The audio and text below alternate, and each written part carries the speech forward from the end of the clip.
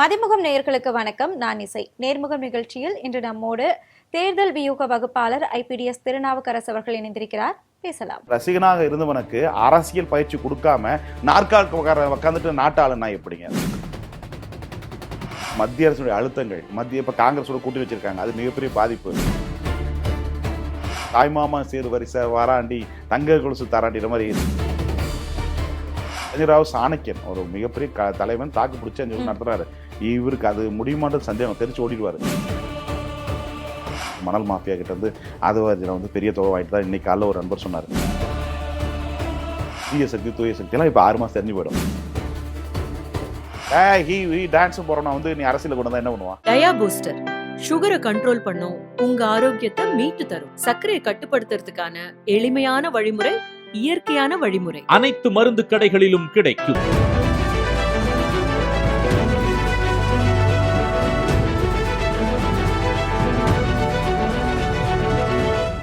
வணக்கம் சார். வணக்கமா. என் தமிழ் தாய் ஒருவளுக்கும் என் தமிழ் தாயின் தவப்பொதுவி தங்கைக்கும் நேர்முக நிகழ்ச்சியில சந்தித்ததுல ரொம்ப ரொம்ப மகிழ்ச்சி சார். சட்டமன்ற தேர்தல் அப்படிங்கிறதே இன்னுமே அதோடைய ஷாக்ல இருந்து யாருமே வெளி வந்திருக்க மாட்டாங்க அப்படின்னு தான் நினைக்கிறோம். இது நார்மல் மக்களுக்கு நீங்க கருத்து கணிப்பு இல்ல, கள ஆய்வு செஞ்சுட்டு இருக்கோம் அப்படிங்கறத உங்களுடைய கருத்தா இருந்து என்னாச்சு உங்களுடைய கள ஆய்வு? என் கலாய்வு கரெக்டாக வெற்றி பெற்றதுன்னு அர்த்தம். ஏன்னா அதிமுக 53 தொகுதியில் வெற்றி பெற்ற ஒரு தொகுதி டிஃப்ரெண்ட்டு. திமுக 31% வாக்குகள் வாங்கினா 90 சீட்டுகள் வரும். 31 38 வரையும்னா ஹையாக வரும். அதே மாதிரி தாவேக்க விட்ட கண்ட்ரோல் பண்ணோம். 2 கட்சியுமே கண்ட்ரோல் பண்ண விடலை. இவங்க என்ன பண்ணால் 2 கட்சியுமே இவங்க பொருட்டாக எடுத்துக்கல. தாவேக்க ஒரு பெருசாக அதை சீட்டு வராது, இவன் பர்சன்ட் மட்டும் வருவாண்ட ஒரு இது பார்வையில் இது அதிகமான இருந்துட்டாங்க. அது ஒரு பெரிய தப்பு ஒன்று. அதுக்கடுத்து அதிமுக ஓட்டுகள் நிறைய சரிவு ஏற்பட்டது. அதுக்கடுத்து பார்த்தீங்கன்னா திமுக ஓட்டு கிட்ட 12% ஓட்டுகள் டிரான்ஸ்ஃபர் ஆயிருக்கு. ஸோ இந்த டிரான்ஸ்ஃபர் கிறிஸ்டின் முஸ்லீம் ஓட்டுகள் டிரான்ஸ்ஃபர் விளைவு தான் திமுக இந்த அளவுக்கு பின்னாடி இல்லைன்னா சராசரியாக 90 சீட்டாக வந்துக்கணும். இப்போ கலைஞர் எப்படி ஒரு காலத்தில் மைனாரிட்டி கமிச்சோ அது வர்றதுக்கு வாய்ப்பிச்சு. அது கூட வராது போகிறதுக்கு காரணம் அவங்க அந்த தேர்தலை அணுகிற முறை தப்புன்னு பார்க்குறேன். அசால்ட்டாக கடந்து போயிட்டான்னு பார்க்குறேன். ஸோ இவங்க சீரியஸ்னஸை புரிஞ்சிக்கல. தாவேக்காவுடைய பாதிப்பு இருக்குன்றதை புரிஞ்சிக்காம 2 ஸ்ட்ராட்டஜி நிறுவனங்களும் திமுக அதிமுக தான் போட்டி, அவங்களுக்குள்ள சீட்டு இது பண்ணுவாங்க. பட் விஜய் சீட்டு பெருசாக இது பண்ண முடியாது, 5 சீட்டு 10 சீட்டாக வரும்ன்ற ஒரு தவறான பார்வையை கொடுத்தாங்க. ஆனால் நான் என்ன சொன்னேன்னா ஜனவரி மாதமே கூட இல்லை ரேஸில் முதல் ரேஸில் விஜய் இருக்காரு அப்படின்னு தான் நான் அப்பயே பதிவிட்டேன். அதுக்கடுத்து இன்னொரு சர்வே விடும்போது பார்த்தீங்கன்னா விட்டபோது எந்த சேனலுமே போடலை, எல்லா சேனலும் ப்ரைவேட் ஆக்கிட்டாங்க. ஸோ அதுக்கடுத்து கடைசியாக வரும்போது என்ன விஜய் இத்தனை தொகுதி ஜெயிக்கிறான்னு சொன்னால் என்ன நம்ப மாட்டாங்க. ஸோ அப்படி என்ன பண்ணால் இழுபறின்னு போட்டேன். 76 தொகுதி இழுபறின்னு போட்டு அது தாவேக்காக தான் போட்டேன். அது வெளியே சொல்ல முடியுமா? சொல்ல முடியாது. 76ன்னா அப்பயே யோசிக்கணும். 76 சீட்டு இழுபறி வந்தா எவ்வளவு பெரிய விஷயம் வருது, மாற்றம் வரும்னு சொல்லி பார்க்கணும். அதே மாதிரி ஒன்று சொன்னா இந்த கலாய்வை பொறுத்தவரை நீங்க இத்தனை பர்சன்ட் துளிமா பார்க்காதீங்க, ஷேர் மார்க் ஏத்த இறக்க மாதிரி பாருங்க. இப்படி இறங்கினா ஒரு விஷயம். ஏன்னா தாவேக்கார ஓட்ட எப்படி வருது, நான் கிட்டத்தட்ட உச்சபட்சம் 33% எதிர்பார்த்தேன். 28 கன்ஃபார்ம் தெரிஞ்சு. 1,40,00,000 ஓட்டு இருக்குன்னு நிறைய சமுதாயம் பதிவிட்டேன். 1,40,00,000 ஓட்டு அதை அந்த 20 லட்சம் ஓட்டு வந்தது எனக்கு ஆச்சரியம். ஏன் ஆச்சரியம்னா இந்த கடைசி நாள் விஜய் பேசப்பட்ட பிரச்சாரம் அந்த பேசப்பட்டது நடிகர் அதெல்லாம் போய் ரீச் ஆயிடுச்சு. ரீச் ஆனது மட்டும் இல்லாமல் சென்டிமெண்ட்ஸ் ஓட்ஸ், அதாவது தாத்தா அம்மாமார்கள் அக்காமார்கள் இப்படி சென்டிமெண்ட்ஸ் ஓட்ஸ் நிறைய டிரான்ஸ்ஃபர் ஆகுது. விளைவு தான் இன்னைக்கு இப்போ வருத்தப்படுறாங்க. இந்த கேட்லாம் யாரும் தெரியாம ஓட்டு போட்டோமே, ஏன்டா ஓட்டு போட்டோமே, ஐயோ அவசரப்பட்டு ஓட்டு பண்ணுறது இப்போ ஃபீல் பண்றாங்க. மக்கள் வருத்தப்படுறது உங்களுக்கு தெரியும், வருத்தப்படுறாங்க, என்கிட்ட பதிவிடுறாங்க. நம்ம அவசரப்பட்டு ஒரு விஷயத்த முடிவெடுத்தோம், சரியான முடிவெடுக்கணும் வருத்தப்படுறாங்க. பட் ஏன் சொல்றேன்னா இது சென்டிமெண்ட்ஸ் ஓட்டு தான் ஆச்சு, டிரான்ஸ் ஓட்டு தான் ஆச்சு. இந்த ஜென்சி ஓட்டு வெறிகொண்ட விஜய் கூட்டம் இருக்கிறது கம்மியான ஓட்டு தான், 13% ஓட்டு தான். இந்த டிரான்ஸ் ஓட்டு ஆனது விளைவு தான் விஜய் இந்த அளவுக்கு 108 அப்படி அலைன்னு சொன்னா கிட்டத்தட்ட 150 சீட்டு 200 சீட்டு தான் ஒரு அலைன்னு சொல்லலாம். இது அலை அல்ல. ஸோ 108 சீட்டு நிக்கிறாங்கன்னு சொன்னா அது மட்டும் பார்த்தீங்கன்னா 108 சீட்ல திமுக அதிமுக கூட்டணிகளுக்கு உள்ள கட்சி கூட தான் வெற்றி பெற்றிருக்காரு. நிறைய தொகுதியில எடுத்து பாருங்க, அதில் தான் வெற்றி பெற்றிருக்காரு. அதிமுக நெருடி போட்டுல குறைவா வெற்றி பெற்றிருக்காங்க. ஸோ இதுல என்ன தெரியுதுன்னா இந்த கூட்டணிக்குள்ள தான் அதிகமா அவங்கள லக்கில் இப்போ அறந்தாங்க நான் சொன்னேன், அதே மாதிரி தான் லக்கில் வெற்றி பெற்ற அந்த கேண்டிடேட் தாவேக்கா. அதே மாதிரி லக்குன்னு எப்படி சார் எடுத்துக்க முடியும்? பல ஆயிரம் வாக்குகள் வித்தியாசம் எப்படி லக்கா பார்க்க முடியும்? அதிர்ஷ்டதானமா மும்முனை போட்டி உனக்கு 3 கார்னர் 4 கார்னர் ஃபைட் வருதுல்ல. இப்போ அந்த அதுல உங்களுக்கு 1000 ஓட்டு 2000 ஓட்டு பெரிய வித்தியாசம் இல்ல. 1000 ஓட்டு 2000 ஓட்டுல 72,000 ஓட்டுகள் வரைக்கும் வித்தியாசத்துல ஜெயிச்சிருக்காங்க. இல்ல அது சில தொகுதிகள் தான். ஆனா மேக்ஸிமம் எல்லா தொகுதியும் பாத்தீங்கன்னா வெறும் கம்மியான ஓட்டுகள் தான் ஜெயிச்சிருக்காங்க. 5000 ஓட்டு 1000 ஓட்டு 2000 ஓட்டு இது மாதிரி தான் வெற்றி. 5000 ஓட்டு கம்மி கிடையாது இல்லையா சார்? 5000 ஓட்டு ஓரளவுக்கு டாலி பண்ணலாமா? அதாவது 2 முனை போட்டி தான் டாலி பண்ணலாம். நீங்க 4 கார்னர் ஃபைட், அதுவும் சில 5 கார்னர் ஃபைட். இப்போ தென் மாவட்டம் எல்லாம் பார்த்தா சசிகலா அம்மையார் வந்து இப்போ இது சாத்தூர்லாம் 5 கார்னர் ஃபைட். ஸோ அந்த இடத்துல வந்து 200 ஓட்டு 300 ஓட்டு அப்படி அது மாதிரி வந்து நிறைய தொகுதியில் வந்து அந்த மாதிரி வாய்ப்பு இருந்துச்சு. திருமங்கலத்தை எடுத்துங்க, இது மாதிரி நிறைய இடங்களை பார்த்தீங்கன்னா அந்த மாதிரி ஒரு வாய்ப்பு இருந்தால் அவங்க வெற்றி வாய்ப்பு பாதிக்கப்படுறது காரணமாக இருக்குது. அப்படி பார்க்குறப்போ விஜய் வந்து அதிர்ஷ்டசாலி தான் சொல்லுது தேர்தலை பொறுத்தவரை. ஏன்னா இந்த தேர்தல் வந்து பார்த்தீங்கன்னா அவர் வந்து ஒரு தேர்தல் அறிக்கை ஒரு தலைவருடைய பிரச்சாரம் பெருசாக எடுபடலை, தேர்தல் அறிக்கையும் பெருசாக எடுபடலை. இப்படியே ஒரு இது எதுவுமே எடுபடாத ஒரு விசிறமான தேர்தல். அது மாதிரி திமுக கொடுத்த 5000 ரூபாய் ஒர்க் அவுட் ஆகலை. ஸோ அப்படின்னா ஏதோ ஒரு விஷயம் நம்ம கணிக்காத ஏதோ ஒரு விஷயம் பதிவுன்றதை நான் சொல்லிட்டேன். இந்த தேர்தலை பொறுத்தவரை சர்வேல வர முடிவு இல்லாமல் வேறொரு முடிவதற்கும் வாய்ப்பு இருக்குன்றதை நான் பதிவு இல்லாமல் என்னுடைய பிரஸ் மீட் உள்ள வீடியோக்கள் கூட எடுத்து போட்டு கூட அந்த வார்த்தைகள் இருக்கும், எடுத்து கூட போட்டுக்கணும், தப்பு இல்லை. அந்த வார்த்தையை அன்னைக்கே நான் பதிவிட்டேன். ஸோ நான் சொல்றேன்னா ஆனால் அது இல்லாமல் கூட வேற ஒரு வாய்ப்பு இருக்கு. அப்படின்னு எடுத்துக்கலாம். சேஃப் ஏன்னா இல்லைம்மா, சேஃப் ஜோன் எடுத்துக்கலாமா? கண்டிப்பாக நம்ம ஒரு ஸ்டேஜுக்கு மேலே நம்ம மனுஷன் கிட்டத்தட்ட இது எஸ்ஐஆர் என்பது புதுசு. கலைஞர் ஜெயலலிதா மறைவுக்கு பிறகு மிகப்பெரிய ஒரு வெற்றிடம் உருவாயிருக்கு. அந்த மாற்றம்ன்ற ஒரு கான்செப்ட் அந்த அண்ணாமலை தான் அந்த மாற்றம்ட்ட கொண்டு வந்து அந்த ஓட்டுகளை வந்து எம்பி எலெக்ஷன் அறுவடை பண்ணாரு. ஸோ அந்த ஓட்டுகளப்போ இப்போ பிஜேபி எடுத்துங்க 2.5% ஓட்டு 11.20% ஓட்டு எங்க சொல்லுங்க? அந்த ஓட்டு எங்க போச்சு? அண்ணாமலை ஆதரவு ஓட்டு, வெளியிருந்து ஓட்டு, அந்த ஓட்டு மாற்றத்துக்கான ஓட்டு, அந்த ஓட்டு அப்படியே டிரான்ஸ்ஃபர் விஜய்க்கு போயிடுச்சு. இப்போ அண்ணாமலை வந்து தேர்தல்ல அவர் வந்து ஈடுபடல அப்படிங்கறதுனால தான் அந்த 11% தேர்தலில் ஈடுபட்டார், பிரச்சாரம் பண்ணார். ஆனா ஓட்டை வந்து அதிமுக பாஜக கூட்டி வரும்னா அவங்க எல்லாமே தாவே ஓட்டு போட்டாங்க. ஒரு வீரியமான பிரச்சாரம் பார்க்கலையே அவர்கிட்ட இருந்து. இல்ல பிரச்சாரம் எல்லாம் பண்ணாருமா. தமிழகத்துல வந்து எடப்பாடி அவர்கள் முதலமைச்சர், அண்ணன் முதலமைச்சர் சொல்லி ஒரு வேற லெவல்ல அவர் இறங்கி நல்லா பிரச்சாரம் பண்ணாரு, எந்த மாற்றம் இல்லை. ஆனால் அது ஓட்டாக மாறல. அந்த ஓட்டு ஃபுல்லா பாஜக கூட்டிட்டு வரல, எல்லாமே தாவேக்கா போடுச்சு. அதுதான் பிரச்சனை. ஸோ அந்த போனதால தான் விஜய் வந்து இந்த அளவுக்கு வெற்றி பெறது காரணம் இல்லைய. இது வந்து விஜய்க்கு வந்து ஒரு அலையாவோ அப்படியே வந்து வெறிகொண்டு ஓட்டு போட்டாங்கன்றது கிடையாது. ஆனால் ஓட்டு போடக்கூடிய மனப்பக்கம் செட்டு ஏற்கனவே ஆயிட்டாங்க. ஆனால் இதில் என்னச்சா இத்தனை பேருடைய இதனால தான் இந்த விஜய் வந்து இன்னைக்கு ஒரு வர வாய்ப்பு இல்லை. அண்ணாமலை வந்து அதே பிஜேபி இருந்தால் கூட வாய்ப்பு இல்லை, அண்ணாமலை தனித்துவமாக ஒரு கட்சி அமைச்சா கூட வாய்ப்பு இல்லை. ஸோ இது என்னன்னா விஜய் அண்ணாமலை ஆதரவு, அது சீமானுடைய ஓட்டுகள், குறிப்பாக சீமான் ஆம்தமிழ் ஓட்டுகள் இந்த அளவுக்கு சரின்னு எதிர்பார்க்கல. நான் கூட 5% இருக்குன்னு நினைச்சேன். ஆனால் கிட்டத்தட்ட இன்னைக்கு 3% கிட்ட வந்துருச்சு. ஸோ இந்த ஓட்டுகள் ஃபுல் டிரான்ஸ்ஃபர் வந்து தாவேக்கு போனது விளைவு தான் இன்னைக்கு 108 இடம் வந்து ஆம்புலன்ஸுக்கு 108 நினைக்கிறேன். அந்த மாதிரி 108 அவசர பிரிவு அந்த ஆம்புலன்ஸ் அழைக்கிற மாதிரி 108 வந்து உட்காந்துருக்கான்னு பார்க்குறேன். அவசர அழைப்பு ஆம்புலன்ஸ் நீங்க சொன்ன வார்த்தை வந்து சரியா தான் இருக்கு. இப்படி முதல் இடத்துக்கு வந்துமே வந்து முதலமைச்சர் ஆக்க முடியாத ஒரு சூழ்நிலையில தான் விஜய் அவர்கள் இருக்கிறாங்க. இந்த சிக்கலை எப்படி பார்க்குறீங்க? இல்லை சிக்கல் வந்து இது வந்து அவங்களுக்கு ஒரு புதுசு, இது ஒரு அனுபவம், இதுலேருந்து ஒரு பாடத்தை எடுத்துக்கணும். இது ஏன்னா இந்த ஆட்சி எனக்கு தெரிஞ்சு வந்து சரியாக வரும்னு நினைக்கிறேன். ரம்முட போகும் வரும்னு நினைக்கிறேன், கரெக்டாக வரும், அரசியல் புரிதலோடு சொல்கிறேன். வர 29 எலெக்ஷன் வரதுக்கு வாய்ப்பு இருக்குன்னு நினைக்கிறேன். ஸோ இது மறுபடியும் ஒரு தேர்தலை சந்திக்கணும். இந்த 3 ஆண்டுகள் அவருடைய செயல்பாடில் மக்கள் புரிஞ்சுக்குவாங்க. அவரோட நிர்வாகம்லாம் பண்ண முடியாது, ரொம்ப சிரமம். ஏன்னா இந்த ஆட்கள் வந்து ஐஏஎஸ் ஐபிஎஸ் எல்லாம் வடிவமைச்சு வழிநடத்தி செயல்படுத்துறது மிகப்பெரிய அபூர்வம். அது வாய்ப்புன்றது சவால்கள் எப்படி எதிர்கொள்கிற விஷயம் பார்க்கணும். அது இல்லாமல் அரசு வந்து இப்போ வந்து மோடி அங்கிள் சொன்னார், இப்போ மும்மொழி கொள்கை வந்து மோடின்னு பேசப்பட்டாரு. இப்ப மும்மொழி கொள்கை வந்து இப்ப அமுல்படுத்தணும் சொல்லி ஜீவோ பண்ண சொல்லி கொண்டு வரணும் சொல்லி இப்ப கொடுத்திருக்காங்க. இதுக்கு என்ன பதில் சொல்லுவாரு? இப்பதான் நிஜ அரசியல பார்க்க போறாரு. இதுவரையும் அவர் பார்க்காததெல்லாம் இப்பதான் பார்க்க போறாரு. ஸோ மத்திய அரசுடைய அழுத்தங்கள், இப்ப காங்கிரஸோட கூட்டி வச்சிருக்காங்க, அது மிகப்பெரிய பாதிப்பு. ஸோ அப்படி போது அதனுடைய அழுத்தங்கள் ஒன்றும் அதிகமா இருக்கும். ஃபண்ட் ரிலீஸ் பண்ண மாட்டாங்க. இப்ப தாய்மாமா சேரு வரிசை வாராண்டி தங்க கொலுசு தாராண்டிற மாதிரி ஃபண்ட் எங்க இருக்கு? ஒரு நாளைக்கு சராசரியா 200 கோடி ரூபாய் வட்டி மட்டும் ஆகுது. ஒரு வருஷத்துக்கு 98,000 கோடி வட்டி மட்டுமே அரசாங்கம் கட்டுது. கஜானாவில் பணம் இல்லை. சுப்ரீம் கோர்ட்ல கேஸ் இருக்கு. இந்த பழைய ஓய்வூதிய பென்ஷன் சுப்ரீம் கோர்ட்ல கேஸ் இருக்கு, உங்களுக்கே தெரியும், நேரலுக்கு தெரியும். அப்புறம் அதை எப்படி கொண்டு வர முடியும்? அதுக்கு அடுத்து வந்து 8 பவுன் 1.5 பவுன் நினைக்கிறேன், நீங்க பெண், அதெல்லாம் உங்களுக்கு 1.5 பவுன் தானே? ஒரு பவுன் 1.5 லட்ச ரூபா இல்ல, 1.5 லட்ச ரூபா எங்க பணம்? அதுக்கு அடுத்து வந்து பாத்தீங்கன்னா இன்னும் நிறைய இது சொல்ற திட்டங்கள்லாம் பாத்தீங்கன்னா பெண்களுக்கு வந்து பாத்தீங்கன்னா இலவச பேரு தமிழ்நாடு முழுக்க போறாங்க.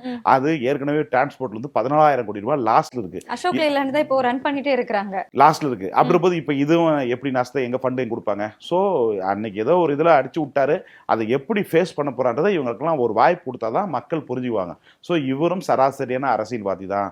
அதிமுக திமுக எப்படி நம்மளை வந்து இது பண்ணாலும் அதே போல இதுதான் அப்படின்ற புரிதல் வருவதற்கு கவர்மெண்ட்டை கொடுக்கணும். ஆனால் இப்போ கவர்னர் செய்தே தப்பு. ஏன்னா மெஜாரிட்டியை நிரூபிக்கணும். சட்டமன்றத்தில் உங்ககிட்ட எனக்கு ஒரு கொடுக்க நிரூபிக்கணும், சட்டமன்றத்தில் நிரூபிக்கணும், கவர்மெண்ட் நிரூபிக்கணும் அவசியம் இல்லை. சட்டமன்றத்தில் வந்து இப்போ ஒரு 118 பேர் வந்தால் கவர்மெண்ட் இருக்குது, இல்லை கவர்மெண்ட் க்ளாஸ் ஆகுது. அந்த நம்பிக்கை இல்லை, இவரால் சட்டமன்றத்துக்கு எடுத்துட்டு வர முடியாது. அது கவர்னர் எப்படி முடிவு பண்ணலாம்? ஸோ கவர்னர் முடிவு ஜனநாயகத்தில் வந்து சட்டமன்றம் தான் மரபுகள் வந்து இந்தியா முழுக்க இருக்க சட்டமன்றத்தில் மரபுகள் பொம்மையுடைய இதே பார்த்துருப்பீங்க, தீர்ப்பே பார்த்துருப்பீங்க. அதை தான் மென்கொண்டு இப்போ சுப்ரீம் கோர்ட்டில் கேஸ் போகிறாங்க நினைக்கிறேன். ஸோ அப்படி பார்க்குறப்ப சட்டமன்றத்துக்கு வாய்ப்பு கொடுங்க. சட்டமன்றம் நிரூபிக்கணும், ஆட்சி கலைப்போது 10ஆம் தேதி இருக்குல்ல, இன்னும் 3 நாள் இருக்குல்ல, இந்த கவர்மெண்ட் அடுத்த கவர்மெண்ட் அது வரையும் வாய்ப்பு தரலாம்ல. ஸோ கவர்னர் வந்து ஜனநாயகத்துக்கு விரோதமாக செயல்படுற இதில் வந்து பாஜக ஏதாவது குளிர் காய முடியுமோ அப்படின்ற ஒரு இதை வந்து கவர்னர் மூலயமா அதிகாரத்தை துஷ்பிரயோகம் பயன்படுத்த பண்றேன். ஜனநாயகத்தில் வந்து ஒரு வாய்ப்பை வந்து கொடுக்கப்படணும். அது வந்து அவங்க நிரூபிக்கப்படலாம், அவங்க ஆட்சி கவலைப்படுது, விட்டு போலாம் இல்லையா? ஆனா அதுக்கான வாய்ப்பே சேர்ந்து கொடுக்காம இன்னைக்கு வந்து 3 நாளா இழுக்கு அடிக்கிறது எவ்வளவு பெரிய அது ஜனநாயக படுகொலை அப்படின்னு நீங்க நினைக்கிறீங்களா? உள்ள போய் வாய்ப்பு இருக்குமா? நிரூபிக்க வாய்ப்பு இருக்கு. நிரூபிச்சு நடத்தணும், கவர்மெண்ட் நடத்தணும். ஏன்னா மக்கள் வந்து சினிமா நடிகர் பின்னாடி ஒரு கூட்டம் வந்துருச்சு. இந்த அறியாமல் இருக்காங்க. அவங்களுக்கு அரசியல்னா என்ன, அரசு நிர்வாகம்னா என்ன, கொள்கை என்ன, கோட்பாடு என்ன, புரிதல் என்ன, எதுவுமே கிடையாது. விஜய் முகம், கேண்டிடேட்டுக்கு திறமை என்ன. நேற்று பாருங்க தஞ்சாவூர்ல வீடியோ கூட உங்களுக்கு அனுப்புற பாருங்க, தண்ணி குட்டி தேடி வந்தா புல்லா குட்டி கேஸ் போடுறோம். பழைய வீடியோனா அதை எப்படி நம்ம இப்ப எடுத்துக்க முடியும்? பழைய வீடியோ புது வண்டம் மது குடிக்க தானே அந்த கேண்டிடேட் குடிக்காரன் தானே. அப்புறம் போய் இந்த மாதிரி களவாளிகள்லாம் நாட்கள் உட்காந்து எப்படி நாடு உருப்படும்? ஸோ நாட்கள் உட்காரக்கூடியவர்கள் நயமுள்ளவர்களாகவும் திறமையானவர்களும் அரசியல் புரிதலும் இருக்கக்கூடிய வரலாற்று புரிதல் இருக்கக்கூடியவர்களும் இருந்தால்தான், குறைஞ்சபட்சம் ஒரு பட்ட அறிவாக இருந்தால் மட்டும்தான் நடத்த முடியும்.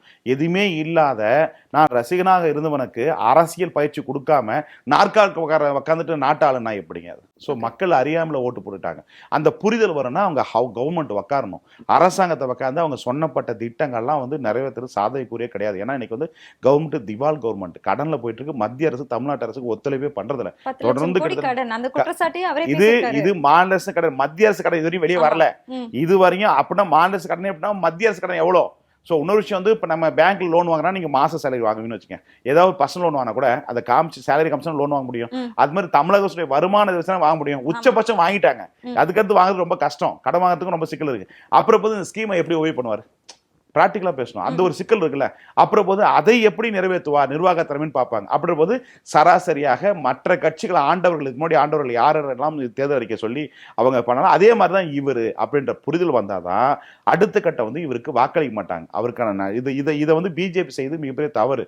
இந்த இது செஞ்சானா எம்பி எலெக்ஷனை காங்கிரஸ் தாவைக்கிறதால தூக்கி விட்டுரும். ஸோ அதெல்லாம் என்னன்னா இதில் வந்து ஜனநாயகத்துப்படி மறுபடி வாய்ப்பை கொடுக்கணும்.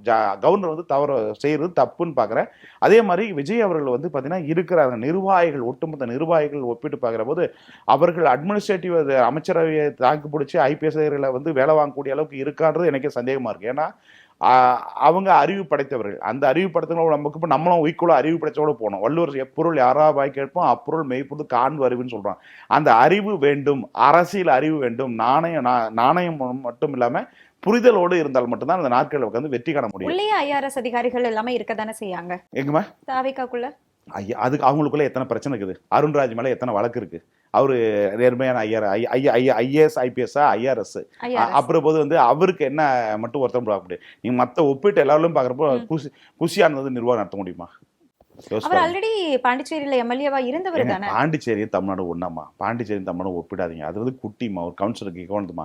இது வந்து அப்படி இல்லைம்மா. இது வந்து ஒரு மிகப்பெரிய பரந்த கடல்மா. தீனன்ற மிகப்பெரிய பிசினஸ் ஏரியா. அந்த இடத்துல சட்டமன்றம் வாய்ப்பீங்க. அது நீங்க வங்கிட்டு போயிட்டு இங்கிட்டு போயிட்டு அங்கிட்டு போயிட்டு வர்றதெல்லாம் அரசியல் கிடையாது. ஒரு தூய்மையான தெளிவான ஒரு வேர்ட்ஸ் பேசக்கூடிய நேரத்தில் இருக்காங்களா? கிடையாது. அப்புறம் போது நாளைக்கு இந்த சட்டம் இந்த சரத்துக்கு அடிப்படையில் தான் நாங்கள் வந்து நிறைவேற்றப்படுறோம் சொல்ல முடியுமா? ஒரு போராட்டம் ஒன்று நடத்தினாங்க அவங்க ஆளுங்க, அது எதிர்கட்சி அந்த கட்சி நடத்துறப்போ போராடினாங்க. அப்போ வந்து இந்த முஸ்லீம் மசோதா வந்துச்சு இல்லையா, அந்த மசோதா வரும்போது இந்த சரத்து இந்த விதி அடிப்படையில் நாங்கள் கண்டிக்கிறோம் சொல்லவே இல்லை. கண்டிக்கிறோம் கடைசி என்னதான் கண்டிக்கிறோம்? அந்த வீடு பேட்டி ஃபுல்லாக கடைசியும் பார்க்குறேன், கடைசியும் கண்டிக்கிறோன்னே முடிச்சாரு. எதை கண்டிக்கிறேன் சரத்து சொல்லலை. ஆனா இதே அண்ணன் வைகோ அவர்கள் தர வச்சுக்கிறேன், இந்த விதி இந்த சரத்து இந்த இதன் அடிப்படையில் நாங்கள் கண்டிக்கிறோம் அப்படின்னு சொல்லுவாங்க. இப்போ இது மற்ற எல்லாருமே அந்த அரசியல் அறிவு இருப்பதனால அந்த புள்ளி விவரத்தோட சொல்லுவாங்க. அண்ணாமலையும் புள்ளி விவரத்தோட சொல்லுவார். இப்படி எல்லாருமே புள்ளி விவரத்தோட பேசுவாங்க. அப்படி பார்க்குற போது இங்க புள்ளி விவரமே பேசவே மாட்டாங்க. அப்படி எப்படி நீங்க அரசியல் ஸ்டாண்ட் பண்ணி கொடுங்க? அவங்களுக்கு தானே மக்கள் வாக்கு செலுத்திருக்காங்க. அது புரிதல் வேணும். அதுக்கு கவர்மெண்ட் நடத்தணும். இந்த 3 ஆண்டுகள் நடத்தினாதான் எனக்கு தெரிஞ்சு எம்பி எலெக்ஷன் கட்டாயம் வந்துடும். இது மெஜாரிட்டி கவர்மெண்ட் தான் பரவாயில்ல. மைனாரிட்டி கவர்மெண்ட் ஒரு அது கலைஞராவ் சாணக்கியன் ஒரு மிகப்பெரிய தலைவன் தாக்கு பிடிச்சி 5 வருஷம் நடத்துறாரு. இவருக்கு அது முடியுமான்றது சந்தேகம், தெரிச்சு ஓடிடுவாரு. அப்படி பார்க்குறப்போ இந்த 3 எனக்கு தெரிஞ்சு இந்த 2 ஆண்டு நடத்தின பிறகு அவருடைய மக்கள் மீது நம்பகத்தன்மை குறைஞ்சிரும். கட்டாயம் எம்பி எலெக்ஷனோட ஒரு ஸ்டேட் எலெக்ஷன் வரும்னு நான் எதிர்பார்க்கிறேன். விஜய் மக்களோட நெருங்கி பழகினாருன்னு இல்ல காரணம் சினிமா என்ற மோகம். ஃபேஸ் வேல்யூ இருக்கு இல்லையா, அந்த ஃபேஸ் வேல்யூக்கு விழுந்த ஓட்டு தான் அது. அப்படி சொல்லப்போனால் அவர் பேசின பேச்சுக்கும் இருக்கும் ஒரு ஓட்டு கூட வந்திருக்காது. ஸோ அந்த புரிதல் இல்லாமல் என்னன்னா 2 பேர் மேலே வெறுப்பின் காரணமாக விழப்பட்ட வாக்குகள் தான் ஓட் டிரான்ஸ்ஃபரால் வெற்றி பெற்றதான் விஜய் வெற்றி பெற்ற ஒழிய இது வந்து அவர் மேலே ஆட்சி வந்து உட்காந்து ஒரு பெரிய அலை, ஒரு எம்ஜிஆருக்கும் ஜெயலலிதாவுக்கும் கலைஞருக்கும் அந்த மாதிரி ஒரு அலை மாதிரி வந்து 40 சீட்டு எம்பி சீட் ஜெயிச்சு ஓட்டு போறோம்னா அது இப்போ 230 தொகுதியில் 200 ஜெயிச்சுக்கணும், அதுதான் அலை. அது அலை இல்லை. ஸோ 130 தொகுதியில் உனக்கு எதிர்க்கிறாங்கல்ல, அப்படி இருக்கும்போது இது வந்து விஜய் வந்து இறங்குமுகம் தான், ஏறுமுகம் நான் பார்க்க மாட்டேன். என்னன்னா திமுக ஒரு அணியும் அதிமுக அணி, இப்போ நாம் தமிழர், அப்புறம் சசிகலா, தனியரசு, கிருஷ்ணசாமி, அதுக்கடுத்து வந்து இவர் நம்ம வாழ்முறை கட்சி வேல்முருகன், இவங்கெல்லாம் வந்து தனித்தனியாக போனதால ஓட்டுகள், ராமதாஸ் ஐயா, இப்படி ஓட்டுக்கெல்லாம் பிரிஞ்சதுனால தான் இந்த இதில் அதை வந்து அதிர்ஷ்டாலியாக வந்துட்டாருன்னு தான் இருக்கக்கூடிய. மற்றபடி இவர் வந்து நீயும் நான் போட்டியில் தான் காணாமல் போயிருப்பார். ஸோ இந்த ஓட்டுகள் வந்து பார்த்தீங்கன்னா டிரான்ஸ்ஃபர் ஓட்டு ஆனதுல தான் இது வந்தார். ஆனால் இது நிலையானதல்ல. ஏன்னா கிளைகள், வட்டங்கள், பகுதிகள், நிர்வாக கட்டமைப்புன்றது கிடையாது. ஸோ விஜய்ன்ற முகத்துக்காக மட்டும் தான் ஓட்டு போட்டாங்க. கேண்டிடேட்டே இன்னைக்கு யாரும் தெரியாது. இப்போ வருத்தப்படுறாங்க, பேரே தெரியல, வருத்தப்படுறாங்க. ஏன்னா என்னன்னு தெரியும், இதெல்லாம் ஒரு கேண்டிடேட் தெரியும் ஓட்டு போட்டேன் அப்படின்ற ஃபீல் பண்ணுறதை நான் வந்து கிட்டத்தட்ட நிறைய ஃபோன் கால்ஸ் 2-3 நாளாக வந்து பப்ளிக்ல இருந்து தமிழ்நாடு முழுக்க நான் சர்வே பண்ணதில் நிறைய நம்பர்ஸ் என்கிட்ட கொடுத்துருப்பேன். அவங்கெல்லாம் ஃபோன் பண்ணி சார் என்னன்னே தெரியாது சார், எப்படி சார் மக்கள் ஓட்டு போட்டாங்கன்ற ஃபீல் வந்து இப்போ ஆரம்பிச்சிச்சு.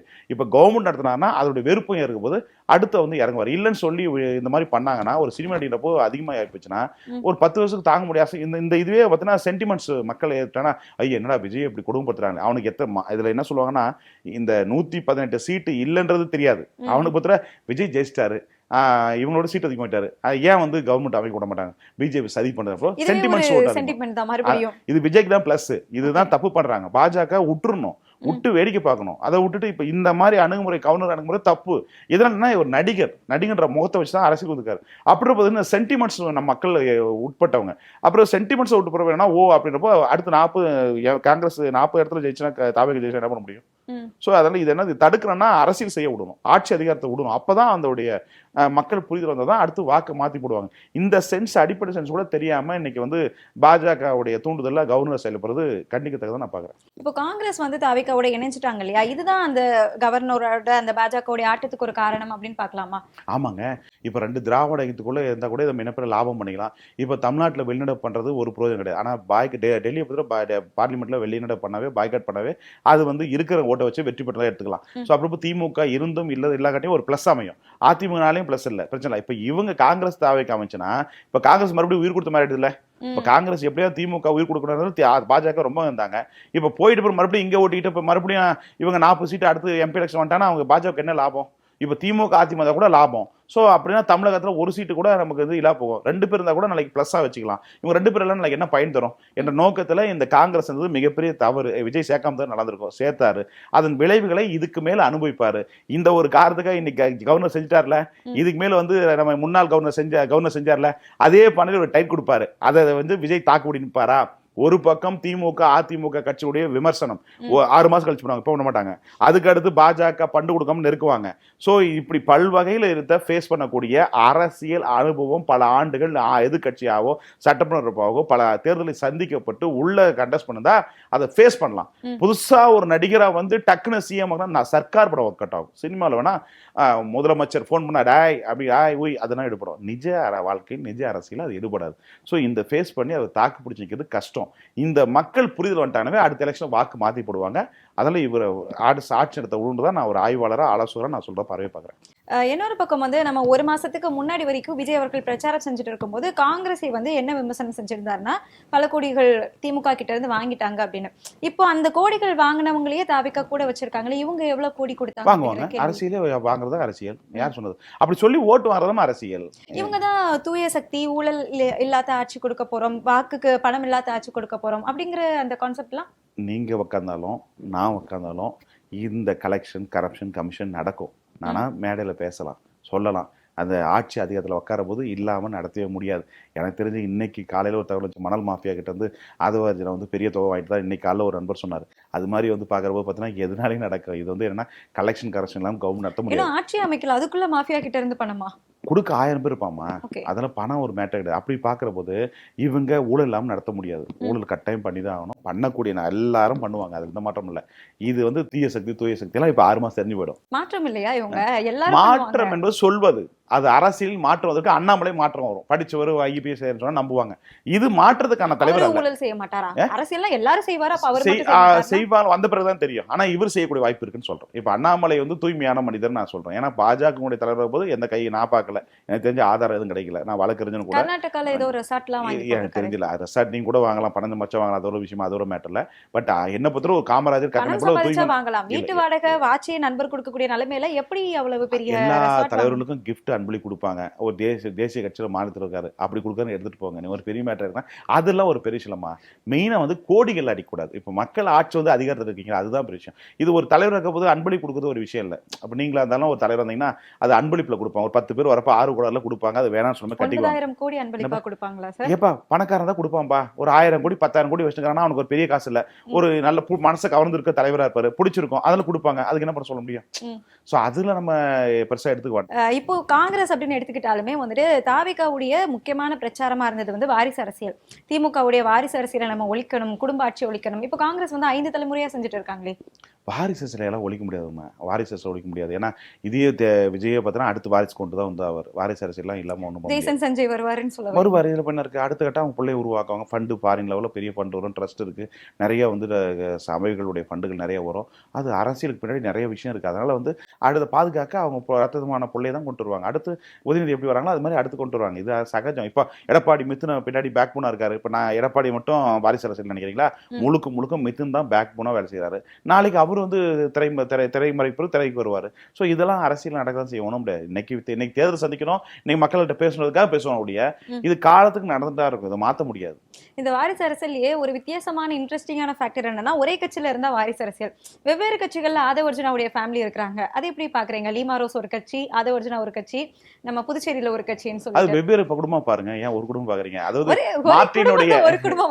மார்ட்டினுடைய மனைவி பிள்ளைங்கன்னா அது பொருந்தும், மருமகனை பொருத்தம் அது விட்டுருங்க. அப்ப மனைவி பிள்ளைகள் இருக்குது, அவர் கட்சி ஆரம்பிச்சிருக்காரு. அவங்க ஒரு பிசினஸ் மேன்ஸ், பணங்கள்லாம் நிறைய சம்பாதிக்கிறாங்க. பர் டே ஒரு நாளைக்கு வந்து 50 கோடி ரூபாய் நம்ம சும்மா அந்த கூட வந்து அவங்களுக்கு ஒரு நாளைக்கு வருமானம் பர் டே மட்டுமே, லாட்டரியில் மட்டுமே. அப்புறம் போது அவங்க இதை நிறைய பிசினஸ் இருப்பாப்பா. அதெல்லாம் கடந்து போவோம், அவ்வளவுதான். இதெல்லாம் அரசியல் செயலாம் நடக்கதான் செய்யும். அவங்க சமுதாய செய்வதற்காக சேவை செய்யறாங்களா இல்லைன்னு பார்ப்போம். கடந்து போவோம் அப்படின்னு எடுத்துக்க முடியாது. நான் திரும்ப எடுத்து வைக்கிறது மக்கள் வந்து மாற்றம் அப்படின்னு தான் கொண்டு வந்திருக்காங்க. அது எப்படி நம்ம கடந்து போக முடியும்? அப்புறம் எடப்பாடி ஏன் வாய் கொடுத்தாரு? சொல்லுங்க. அதுக்குள்ள ஒரு கதை இருக்கு, அதெல்லாம் சொல்லுமா? அதெல்லாம் கடந்து போவோம். அதாவது என்ன, அரசியல் எல்லாம் இருக்கும், அதெல்லாம் கடந்து போறதா. எடப்பாடிக்கு மக்கள் வாய்ப்பு கொடுக்கலையே. இல்ல மக்களுக்கு வாய்ப்பு கொடுக்கல. இல்ல மக்களுக்கு எடப்பாடி வாய்ப்பு, எடப்பாடி வந்து கூட்டணி கட்டமைப்பு ஒர்க் அவுட் ஆகல. அதுக்கு அவருடைய பிரச்சாரம் பெருசா பிம்பத்தை ஏற்படுத்தல. ஒரு ஆளுங்கட்சி ஏற்பான இது அலையை வந்து உருவாக்கல. அவர் முதலமைச்சர் மறுபடியும் மக்கள் முதல்ல பெருசா இல்ல. நான் சொன்ன 80 சீட்டை டெபாசிட் பண்ண எத்தனை சீட்டு போச்சுனை? அதுக்கு மேலே போச்சா இல்லையா? ஸோ அதுக்கு முன்னாடியே தெரிஞ்சு பட் என்னன்னா, அவங்க இதுக்கு மேலே வந்து அதிமுக ஜெயலலிதா எம்ஜிஆர் உருவாக்கின இயக்கம் இனிவரங்களுக்கு தனித்துவமான ஒரு மெஜாரிட்டி கவர்மெண்ட் அரசியலை முன்னெடுத்து இதுக்கு மேலே இனி வருங்காலத்துக்கு இல்லை, முடிஞ்சு போச்சு. இனி வரங்கள் தமிழகத்தில் கூட்டணி ஆட்சிகள் மட்டும்தான்.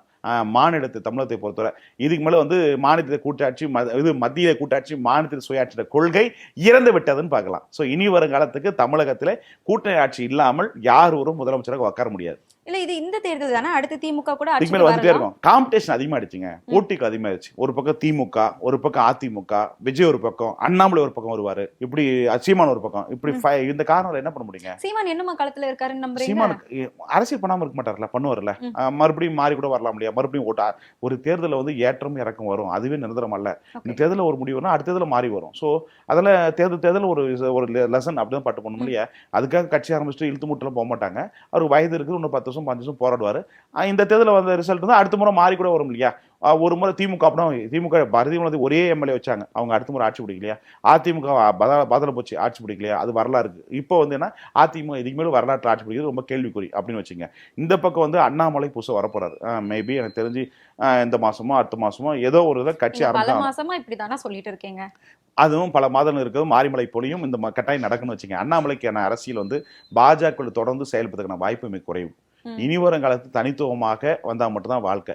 பாஜக இனி வரும் காலத்தில் தமிழகத்தில் தேசிய கட்சிகளுக்கு முகம் இல்லை, மாநில கட்சிகளுக்கு மட்டும்தான் முகம்.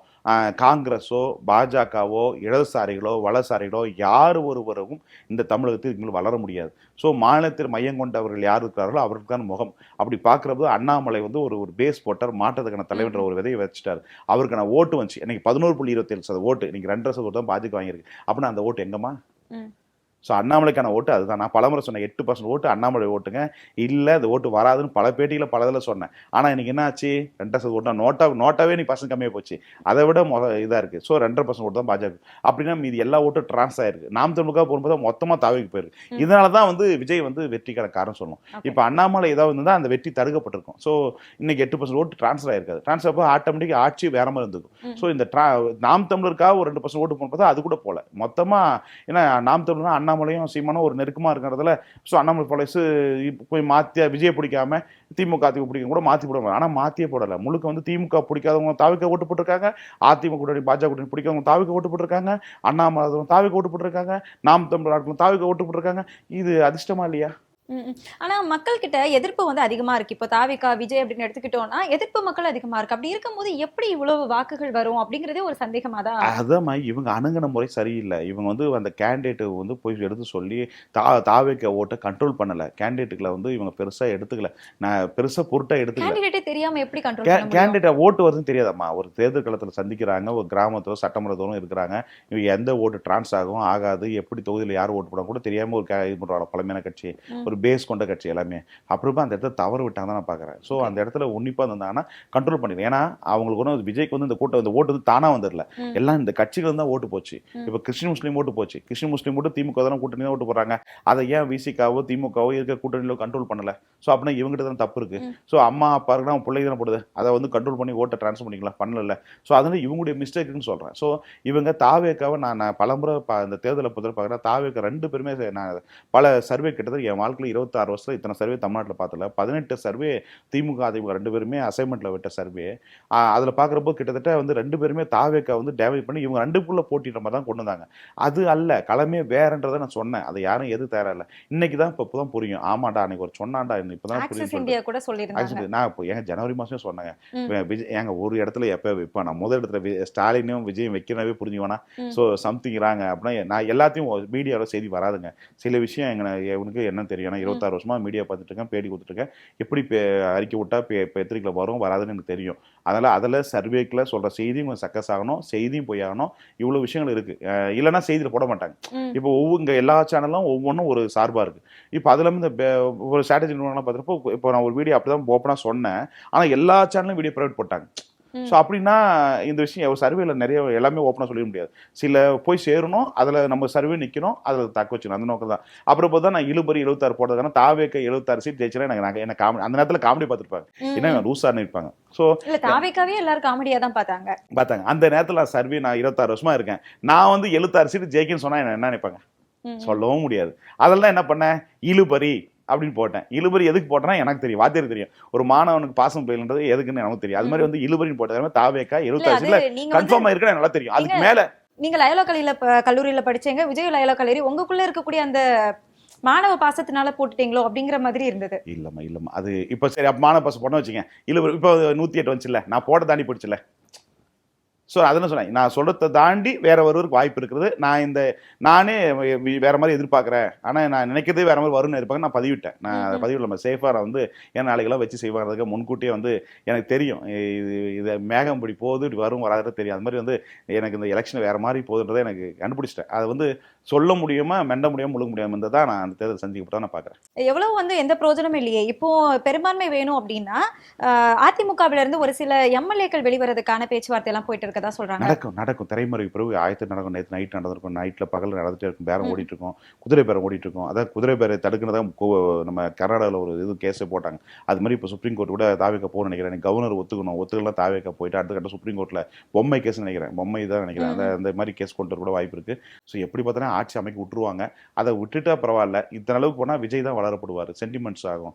சென்டிமெண்ட்ஸை தடுத்தா நல்லது. பாஜக மறுபடியும் ஏதாவது ஒரு ரூபத்தில் உள்ள வரலாம், இல்லைன்னா தமிழகத்தில் என்றைக்கும் வரவே முடியாது. ஸோ அதனால பாஜக இந்த அணுகுமுறை தப்புன்னு நான் பார்க்குறேன். Okay, இன்னொரு பக்கம் திமுக அதிமுக கூட கூட்டணி வைக்கலாம் அப்படிங்கிற ஒரு பேச்சுவார்த்தையும் இருக்கு. தப்பு இல்லை, இதெல்லாம் இருக்கு. வாஜ்பாய் இருக்கவே வச்சாங்க, இது ரெண்டு இருக்கு. தப்பு கிடையாது, வைக்கலாம், அதெல்லாம் ஒன்றும் பிரச்சனை இல்லை. வாய்ப்பு இருக்குன்னு சொல்ல வரீங்களா? தப்பு இல்லை, வைக்கலாம். அது வச்சதான் நல்லது. மத்திய அரசுடைய மறுபடியும் போய் எம்பி மத்திய அமைச்சர் ஆவாங்க, 4 பேர் மத்திய அமைச்சர் ஆவாங்க. நாட்டுக்கு டிஆர் பால் இந்த போது மத்திய அமைச்சர் போது நிறைய ரோடுகளும் இன்னைக்கு வந்து காரணமே அதுதான். அதனால தப்பு இல்லை, வைக்கலாம், ஒன்றும் பிரச்சனை இல்லை. எம்பியில் வந்து ஜெயிச்சு பாஜக கூட போனாங்கன்னா இப்போ 4 அமைச்சர் 5 அமைச்சர் கிடைக்கும், நாட்டுக்கு நன்மை கிடைக்கும். இன்னைக்கு 15 வருஷமா காங்கிரஸ் போன பிறகு நீ 10 ஆண்டுகளை பார்த்தோன்னா அமைச்சரே இல்லை. முருகன் இருக்காருன்னு தெரியல. முருகன் வந்து ஒரு பிரயோஜனம் இல்லை. அவர் இருக்கிறது ஒன்று இல்லாத ஒன்று. அப்புறம் போது வந்து நாளைக்கு பாஜக கூட கூட்டணி வச்சு ஒரு 5 அமைச்சர் வந்தால் தமிழ்நாடு வளர்ச்சி நல்லதில்ல, இல்லைன்னா வளர்ச்சி பின்னாடி போகும்ல. அதனால வந்து அது ஒன்றும் தப்பு இல்லை. கொள்கைகள் வேறு, தேர்தல் சந்திப்பது வேறு. அதனால கொள்கையை வந்து பேசலாம், மேடைகள் பேசலாம், கொள்கை மக்கள் எடுத்து சொல்லலாம், கொள்கைக்காக போராடலாம். ஆனால் தேர்தலில் வெற்றி கண்டால்தான் அங்கே ஆட்சி அதிகாரம் தான் மக்களுக்கு சேவை செய்ய முடியும். அப்புறம் அதிகாரத்தை பொறுத்தவரைக்காக காம்ப்ரமைஸ் ஆக தப்பு கிடையாது. இல்ல சந்தர்ப்பவாத அரசியல் செய்யறது திமுக இல்ல அப்படிங்கிறது தானே நிலைப்பாடா இருக்கு. அரசியலே சந்தர்ப்ப விளையாட்டு தான் அரசியல். அதெல்லாம் சந்தர்ப்பம் வருவது பயன்படுத்த அரசியல். அதெல்லாம் இன்னைக்கு அப்படி சொல்லுவாங்க, நாளைக்கு வரும்போது மனமாற்றம் ஏற்படலாம். கொள்கைகளாக இருந்தாலும் மக்கள் நலன் கருதி கூட்டணி வைக்கலாம்னு சொல்லிட்டு போகலாம். இதில் என்ன தப்பு இருக்குது? அதெல்லாம் ஒன்றும் தப்பு கிடையாது. அதில் வைக்காத நல்லது. எனக்கு தெரிஞ்சு நாடு உருப்படும், நாட்டுக்கு நல்லது. சுயநலத்துக்காக இல்லாமல் மக்கள் நலத்துக்காக தலைவர்கள் இருக்காளேன்னு பாராட்ட வேண்டும். அதனால் பாஜக கூட்டணி வச்சா சிறப்புன்னு நினைக்கிறேன். ஆனால் வைக்க வாய்ப்பு இருக்குது. ஏன்னா காங்கிரஸ் போயிட்டதால மேபி 2029 அதிமுக பயன்படுத்த மாட்டாங்க நினைக்கிறேன். எனக்கு தெரிஞ்சு திமுக போவதற்கு வாய்ப்பு இருக்குது. அப்படியே இல்லைனாலையும் நிச்சயமாக திமுக பேக்கப் சப்போர்ட் தான் இருப்பாங்க. திமுக 2 பேருமே அண்டர்ஸ்டாண்டாக இருக்காங்க. யாரும் மித்துனும் சபரீஷனும் பிஸ்னஸ் பார்ட்னர்ஸ் தான். இங்கே யாரும் ஒன்றும் இல்லை. அட்ஜஸ்ட்மெண்ட்ஸ் பாலிடிக்ஸ் திரைமறைக்கு பிறகு தீய சக்தி துறை சரி பர்சனலாக அண்டர்ஸ்டாண்டிங்லாம் இருக்குது. இல்லாமல் நீங்க தாவேக்கா பக்கம் இருந்து பேசுற மாதிரி எல்லாம் இருக்கு. விஜய் அவர்கள் சொன்ன மாதிரி அதிமுக திமுக கள்ள கூட்டணி அப்படிங்கிற மாதிரி பேசுறீங்க. அடுத்து இவரும் ரெடி ஆயிடுவாரு. அப்புறம் என்ன இருக்கு? ரெடியாலனா கவர்மெண்ட் நடத்த முடியாது. நாட்களில் உட்காந்து அந்த நடத்துகிற போது தான் கஷ்டம்னு தெரியும். வெளியிலேருந்து பேச ரொம்ப ஈஸி. இப்போ பேசினவரே விஜயே இப்போ அந்த கள்ள கூட்டணியில் என்னராலும் பாருங்க. ஒன்றும் இல்லை, மும்மொழி கொள்கை என்ன சொல்லுவார் சொல்லுங்க. இப்போ மசோதா பாஸ் பண்ணணும், பாஸ் பண்ணால் உங்க பில் பாஸ் உனக்கு ஃபண்டு ரிலீஸ் பண்ண மாட்டாங்க, டைட் கொடுத்துட்டாங்க. இப்போ திமுக தப்பிச்சிச்சு, இதில் இழுத்துக்கு ஒன்று கடைசி வந்து வந்துட்டாங்க. இப்போ திமுக பெரிய பூஸ்ட்டு. இப்போ இதில் தாவேக்கா மாட்டிச்சுல. இப்போ என்ன பண்ணுவார்? இப்போ யாருக்கிட்ட பிஜேபியோட கைக்கூலி ஆக மாட்டாரா? இப்போ அந்த பல்ல பாஸ் பண்ணனா என்ன ஆவாரு? பிஜேபியோட கைக்குள்ள எப்படி ஆக முடியும்? ஏன்னா காங்கிரஸ் கூட இருக்கிற ஃபண்டு வராது. இப்போ திமுக தான் காங்கிரஸோட கூட்டம் இருந்துச்சு, அண்டர்ஸ்டாண்டிங் இல்லாமல் இருந்துச்சு. அதெல்லாம் நடந்தான் செய்யும். அதெல்லாம் நடக்கும். அதுதான் முகத்திரை கிளியும். அதுக்கு தான் கவர்மெண்ட் உட்காரணும். அதான் திமுக எதிர்பார்க்குது.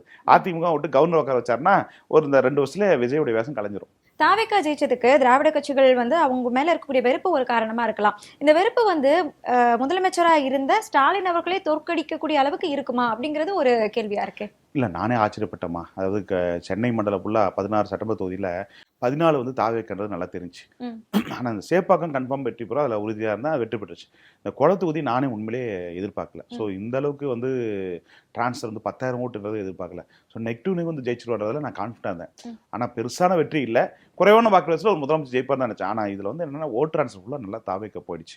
பாபுல நல்ல கேண்டிடேட்டே கிடையாது. ஸோ அவர் எடுத்து ஜெயிக்கக்கூடிய அளவுக்கு வலுவான கேண்டிடேட்லாம் கிடையாது. அங்கே என்னென்னா அந்த விஜயுடைய ஃபேன்ஸ் வந்து நிறைய வந்துட்டாங்க.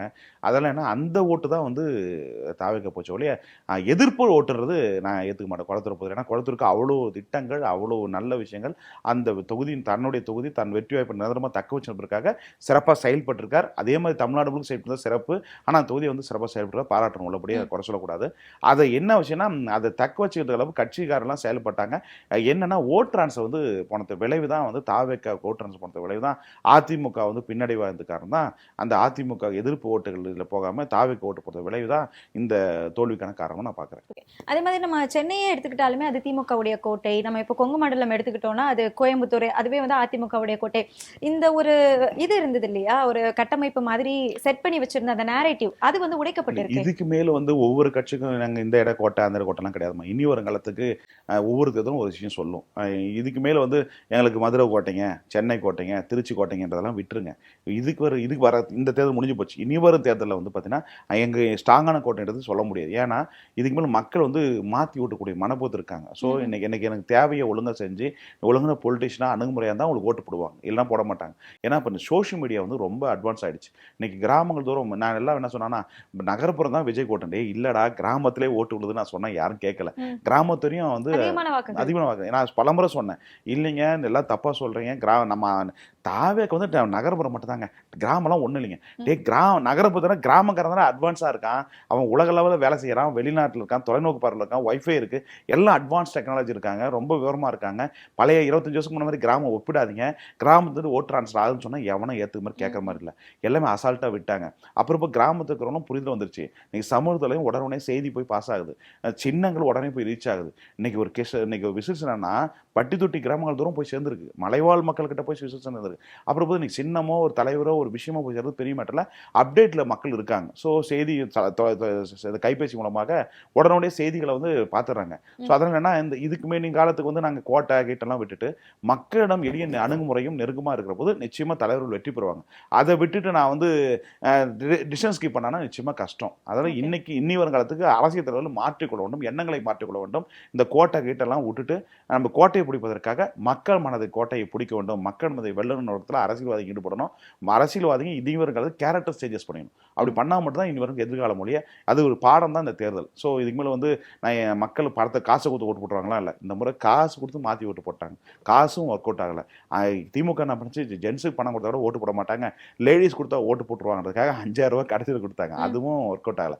ஸோ அதெல்லாம் என்ன சொல்கிறேன்னா, இனி வரும் காலத்துக்கு இது மாதிரிலாம் போக்கெல்லாம் விட்டுட்டு மக்களுக்கு பாலிடிக்ஸை ஒழுங்கு செஞ்சு அவங்ககிட்ட வாக்கு பெறுகிற அரசியல் நகர்வுகளை ஒழுங்கு பண்ணானா நிச்சயமாக இருக்கு. அதை திமுக தவறட்ட விலை தான் குளத்தூரில் தோத்துக்கே ஒரு காரணமாக எடுத்துக்கலாம். ஸோ அது வந்து இது ஒரு முன்னோரமாக எடுத்துக்கிட்டு இனி வரும் காலத்துக்கு கலப்பு அரசியல் தெளிவாக செய்யணும். அது தெளிவாக பண்ணாதனோட விளைவு எம்ஜிஆர் ஜெயலலிதா மறைவிற்கு பிறகு பெரும் இயக்கங்கள் இந்த கிராமங்கள் தோறும் நகரம் தோறும் கழக அரசியல் இயக்கங்களை கொண்டு செல்லாத காலத்தின் விளைவு தான் இந்த ரிசல்ட்டை நான் பார்க்குறேன். கள அரசியல் அப்படிங்கிறது இனிமே வந்து ஆன்லைன்ல மட்டும்தான் நடக்குமா? டிஜிட்டல் பாலிடிக்ஸ் இதுமாதிரி அதிகமாகிடும். ஏன்னா டிஜிட்டல் இதுக்கு வந்து ஏஐ டெக்னாலஜி வேர்ல்டு வந்து வளர்ந்துருச்சு, உலகம் வந்து இனிமேல் டிஜிட்டல் பாலிடிக்ஸ் ஆகிடுச்சு. இனி ஒரு காலத்து போய் பிரச்சாரம் பண்ணி இந்த தேர்தல் பிரச்சாரம் எடுபடலை, கூட்டத்தை காட்டி ஒரு மாய காட்டதெல்லாம். இப்போ எடப்பாடி கூட்டத்தை காட்டினார், ஸ்டாலின் என்னாச்சு, 2 முறை சுற்றுப்பயணம் போய் அதெல்லாம் வேஸ்ட். இப்போ விஜய் என்ன ஒண்ணுமே கிடையாது, வேஸ்ட் ஒண்ணுமே இல்லை. அதெல்லாம் நான் கூட்டத்தை காட்டி அதெல்லாம் பழைய கான்செப்ட் விட்டுருங்க. மக்களோட ரிலேஷன்ஷிப் வாங்க, கண்டென்ட் கொட்டுவாங்க, போராட்டம் நடத்துங்க. இந்த 10 ரிலேஷன்ஷிப் அப்படிங்கிறது நீங்க எதை மென்ஷன் பண்றீங்க? ஏன்னா களத்துல இருந்து மக்களோட மக்களா நேரடியா போய் சந்திக்கிறத தான் நான் ரிலேஷன்ஷிப்பா பாக்குறேன். ஆன்லைன்ல இருந்து இப்போ அமெரிக்கால இருக்கவங்க களத்துல போய் சந்திச்சு நேரடியா இது பண்றானா, டிஜிட்டலா ஒரு விஷயத்தை பதிவிட்டு போறோம், அது மாதிரி டிஜிட்டலா பதிவிட்டு போகலாம். ஸோ உடனே செய்தி போய் ரீச் ஆயிடும். டிஜிட்டலா பதிவிட்டா அது எப்படி மக்களோட தொடர்பா இருக்கும்? அந்த ரிலேஷன் கருத்து போய் சேர்ந்துருதுங்க. நீங்க மக்களுக்கு குறைய பிரச்சனை, ஒரு இடத்துல சம்பவம் நடக்குது, அந்த சம்பவத்துக்கு குரல் கொடுத்தா போய் சேர்ந்துரும். நீங்க போய் நேரடியா போய் தான் பேசணும் காலம். நம்ம போய் ஒரு இடத்துல போய் நின்று போராடி அதை வாங்கணும்னு அவசியம் இல்லையா? அது பாலிடிக்ஸ் ட்ரெண்ட் வேற. அது வந்து சிம்பதிக்கு உருவாக்குறதுக்காக களத்துக்கு போய் அரசியல்வாதிங்க தன்னுடைய இமேஜ் உருவாக்குறது பண்ற பாலிடிக்ஸ். ஆனா சில செய்திகள் சில அறிக்கைகளை இப்போ கொடுக்காம பேட்டி வீடியோ மூலமா, இப்போ நான் எப்படி பேசணும் வீடியோ மூலம் பேசி போட்டவே ஆட்டோமேட்டிக் செய்தி சமூகத்துக்கு போய் தரும், அதை மக்கள் பார்த்துக்கிறாங்க, புரிதல் வந்துருச்சு. அதனால வந்து எல்லாத்துக்கும் போய் இது பண்ண அவசியம் இல்லை. அதாவது சில டிஜிட்டலா பயன்படுத்தணும், சில விஷயம் ஃபீல்டு பாலிடிக்ஸ் பயன்படுத்தணும். அப்படி பயன்படுத்த காலம் வந்துருச்சு. இன்னைக்கு இனி வரும் காலத்துக்கு பழைய மாதிரி எல்லாம் இல்லை. இன்னைக்கு வாட்ஸ்அப் இருக்கு, ஃபேஸ்புக் இருக்கு, எல்லாமே இன்ஸ்டாகிராம் எல்லாமே இருக்கு. அதுல சமூக உறவுகளை வந்து உருவாக்கணும், வளர்த்துக்கணும். நம்ம அதை விட்டு பழைய மாதிரியே வந்து கிராமங்களோட இப்போ இதெல்லாம் சோஷியல் மீடியா ஆயிடுச்சு. இன்னைக்கு இங்க சென்னையில் உட்காந்து தமிழ்நாடு முழுக்க நீங்க சோஷியல் மீடியாவில் ஒரு விஷயம் பண்ணீங்கன்னா எல்லாத்துக்கும் போய் சேரும், உலகம் முழுக்க போய் சேரும். அந்த மாதிரி விஷயம் முன்னெல்லாம் வந்து ஒரு செய்தியே இதில் பத்திரிகையில் வருமா வரான்ற ஒரு கேள்விக்குறி போடுவாங்க, போட மாட்டாங்க. ஆனால் இன்னைக்கு பத்திரிகையும் தேவையில்ல, செய்தி நியூஸ் அவங்க நினைச்ச சமூகத்தில் கொண்டு வர முடியும். அப்புறம் சமூக விழிப்புணர்வு ரொம்ப பிரதானமா இருக்கு. அதனுடைய விளைவு தான் இம்பாக்டை வந்து விஜய் கூட பிளஸ் ஆகும்னு சொல்லலாம். ஏன்னா எல்லா இடத்துல விஜய்னு சமூக வலைத்தளம் அதிகமாக பயன்படுத்த விளைவு கூட இந்த ஓட்டுகள் பர்சன்ட் இன்க்ரீஸ் ஆகிறதுக்கும் ஒரு காரணம். இல்ல எல்லா இடத்துலயும் விஜய்னா அவரை பத்தி ஒரு பேட் இம்ப்ரெஷன் தானே கிரியேட் ஆயிட்டு இருந்தது. எலெக்ஷன் நேரத்தில் ஓட்டு போகிற வரையும் அதெல்லாம் முக்கியம். ஓட்டு போட்ட பிறகு பேட் இம்ப்ரெஷன் உருவாக என்னமா ஒன்றும் பிரச்சனை கிடையாது. அந்த எலெக்ஷன் ஓட்டு போகிற வரையும் அந்த சிம்பதி உருவான சிம்பதி உருவாக்கிட்டாங்களே, ஜெயிச்சிட்டாங்கல்ல, உனக்கு வந்து 1 or 2 வெற்றி பெற்றாங்களே, அதுதான் முக்கியம். வெற்றி பெறதான் முக்கியம். நீங்கள் அந்த காரணங்கள் ஆயிரத்தி நம்ம சொல்லலாம், மறுக்கப்படுறதுக்கு 1000 விளக்கம் சொல்ல விட்டுருங்க. ஜெயிச்சிட்டான், அதுக்கு காரணம் என்ன, அப்புறம் நம்ம ஜெயிக்கிறதுக்கு என்ன காரணம், அதுக்கான அவங்களோட வியூங்களை வைத்து போகிறதா அரசியல்வாதிகள் ஆச்சரியமுடைய அவன் எப்படி ஜெயிச்சான்ற குறைகளை சொல்றத விட நம்ம எப்படி ஜெயிக்கிற விஷயங்களை அணுகுனா தான் கரெக்டாக இருக்குன்னு நான் சொல்லுவேன். அதே மாதிரி இந்த தேர்தலில் வந்து நீங்க இதுக்கு முன்னாடி சொன்ன மாதிரி அந்த கோட்டை அது எல்லாமே தகர்த்தெறியப்பட்ட மாதிரி சாதி அந்த வாக்குகள் இருக்கும் இல்லையா, அதுவுமே இந்த வாட்டி காணாம போயிடுச்சு. சாதி ஒர்க் அவுட் ஆகலாம். அந்த மாதிரி சாதி அரசு எல்லா கட்சியுடைய ஓட்டுகளும் தாவேக்க போச்சு, எல்லாமே டிரான்ஸ்ஃபர் ஆச்சு. அதான் சொல்றேன், இனி வருங்காலத்துக்கு சாதியை சொல்லி சாதி உட்பிரிவில் சொல்லி அரசியல் பண்ண முடியாது. இன்னைக்கு மக்கள் மனசா மாறிச்சு. அந்த மக்கள் மக்களுக்கு மனசை புரிஞ்சுக்கிட்டு அரசியல் பண்ணாதான் இனி இவர்களுக்கு பொழப்பு ஓட்ட முடியும் இல்லையா? அதை விட்டு பழைய மாதிரி இந்த சாதிக்காரன் நமக்கு சப்போர்ட்டாக இருப்பான், அன்சாரி சப்போர்ட் பண்ணுறதெல்லாம் இனி இவர்கள் காலத்துக்கு சாதி சமூக அரசியலை வச்சுக்கிட்டு இன்னும் பெரியார நான் சொல்ல கான்செப்ட்லாம் முடிஞ்சு போச்சு. இனி வரும் காலத்துக்கு அவர்களுக்கு என்ன நம்ம செய்ய தேவை இருக்கோ அதை பூர்த்தி செய்யற திட்டங்கள் வந்தால் அவங்க நமக்கு ஆதரவு இருப்பாங்க, இருக்க மாட்டாங்க. தாவேக்காவுல அப்போ சாதி பார்த்து கேண்டிடேட்ஸ் நிறுத்தல அப்படின்னு சொல்ல வரீங்க? இருக்கு ஆனா தெரியாது. அப்ப முடிச்சிட்டு இருக்கு தெரியாது. அது யார் எடுத்து சொன்னது? இருக்கு, அது தெரிஞ்சதுனாலதானே அதுதானே திமுக தவற விட்டாங்க. டேய் இல்லடா நாங்கள மாதிரி தானே ஜாதி கொண்டு தானே அவன் கேண்டிடேட் போட்டுருக்கான்னு சொல்லிக்கணும்ல, ஏன் சொல்லல? தவறு விட்டது யாரு? அது மக்கள் கிட்ட எடுத்துட்டு போகலையா? அந்த மக்களுக்கே தெரியுமே. இப்ப நம்ம ஊர்ல இவங்க நிக்கிறாங்கன்னா இவங்க இந்த தெரியாது. அதுதாங்க பிரச்சனை. இங்க விஜய் விசில் அதான் ஓட்டு போட்டது. இந்த கேண்டிடேட் பேரு, அவன் கேண்டிடேட் முகம், அவன் எந்த ஊர் எதுவுமே தெரியாது. ஸோ கேண்டிடேட் என்ன செய்யறான், என்ன தொழில் பண்றான், அவனுக்கு என்ன நல்லவனா கேட்ட கூட எந்த புரிதலும் கிடையாது. ஸோ விஜய்க்காக ஓட்டு போட்டாங்க. இது நிரந்தரமானதுன்னு சொல்றேன். இது வந்து தற்காலிகமானது. இனி வரும் காலத்துக்கு தான் இந்த ஃபேஸ் பண்ற போது விஜய் வந்து நடத்துற போது தான் இந்த விஷயம் தெரிஞ்சு அரசியலை விட்டு ஓடி போயிடுவார். ஸோ அரசியல் நினைச்சு நிற்கிறது கஷ்டம். என்னை பொறுத்த விஜய் வந்து லாங் டைம் 15 வருஷம் 20 வருஷம் எம்ஜிஆர் மாதிரின்ற அளவுக்கெல்லாம் அந்த எம்ஜிஆருக்கான விஷயங்கள் வேற, காலங்கள் வேற, இப்போ இருக்கிற காலங்கள் வேற. இன்னைக்கு டெக்னாலஜி வளர்ந்துருக்கு. ஒரு செகண்ட் தெரியும். இன்னைக்கு வந்ததுக்கு பிறகு பாருங்க அஃபென்ஸ் நிறைய ஒரு 3-4 விஷயம் ஏதோ ஒரு இடத்துல வந்து அந்த தாவேக்கா இளைஞர்கள் பிரச்சனை பண்ணியிருக்காங்க. 2-3 சம்பவங்கள்லாம் நடந்திருக்கு, பார்த்துருப்பீங்க. எம்எல்ஏவே வந்துட்டு வாள் எடுத்து கேக் வெட்டிட்டு இருந்தாரு, பார்த்துருப்பீங்க. இதுக்கு மேலே நடக்கும். ஏன்னா அவன் சினிமா பேஸ்ல வராமா, அவன் சினிமா விஜய் ஹீரோவை பார்த்து விஜயை பார்த்து ரோல் மாடல் வந்திருக்கான். அப்புறம் அந்த ரோல் மாடலுக்கு அவன் கேரக்டர் எப்படி இருக்கும்?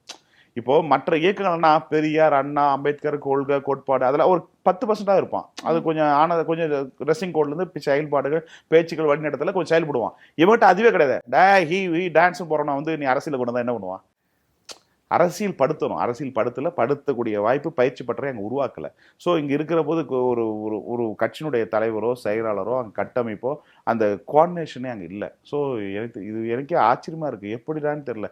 ஒரு விசித்திரமான ஒரு விஷயமா இருக்குது தமிழ்நாட்டில். இது எப்படி இந்த பொழப்பு நடக்குது? அதாவது குடும்பத்தில் அப்பா அம்மா செஞ்சு ஒரு பொழப்பு எடுத்து சொல்லுவாங்கல்ல, பிள்ளைங்க வந்து கல்யாணம் பண்ணிட்டா புது பிள்ளைங்க பொழப்புற மாதிரி, இது பொழப்பு நடக்குமா நடக்கானே தெரியாத மாதிரி ஒரு கட்சி காட்சி தான் இதை பார்க்கணும். ஸோ இதெல்லாம் இது எனக்கு தெரிஞ்சு ஒரு 2 வருஷம் தாக்கு பிடிக்குமாறது சந்தேகமா இருக்கு. மேபி எனக்கு 29 எலெக்ஷன் வரும் நான் எதிர்பார்க்குறேன்.